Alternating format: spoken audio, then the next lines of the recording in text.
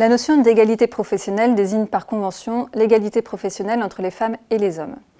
Il s'agit d'une dimension de la gestion des ressources humaines qui recouvre l'ensemble des actions et constats relatifs aux inégalités ou à la recherche d'égalité entre femmes et hommes au sein des organisations de travail. C'est donc une notion transversale à de nombreuses dimensions de la gestion des ressources humaines. Notamment, elle englobe à la fois l'égalité dans le recrutement et la mixité des métiers, l'égalité dans l'accès aux responsabilités et la lutte contre le plafond de verre, l'égalité salariale, l'égalité dans l'accès aux formations, etc. Par ailleurs, elle recouvre aussi des logiques d'action variées visant à garantir l'égalité. Ainsi, certaines actions cherchent à garantir un traitement identique des femmes et des hommes. D'autres actions visent à corriger des inégalités préexistantes.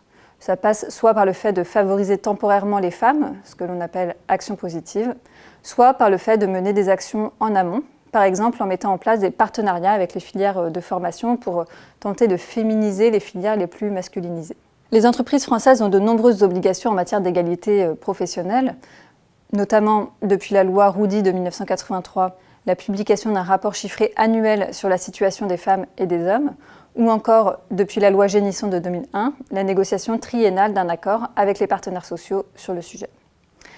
Très récemment, depuis 2019, les entreprises ont l'obligation de publier annuellement leur score à un indice d'égalité professionnelle dont la formule a été définie par le gouvernement. Malgré ces différentes obligations, les inégalités professionnelles restent nombreuses. Par exemple, en France, en 2017, l'écart de salaire global était de 28,5% et en 2018, les femmes représentaient 78% des salariés à temps partiel, pour ne donner que quelques chiffres. Cette persistance des inégalités professionnelles, qui s'explique en partie par le fait que les entreprises sont des caisses de résonance des inégalités plus globales liées au genre, n'est pas propre à la France et fait de l'égalité professionnelle un enjeu majeur aujourd'hui pour les entreprises, mais aussi les gouvernements.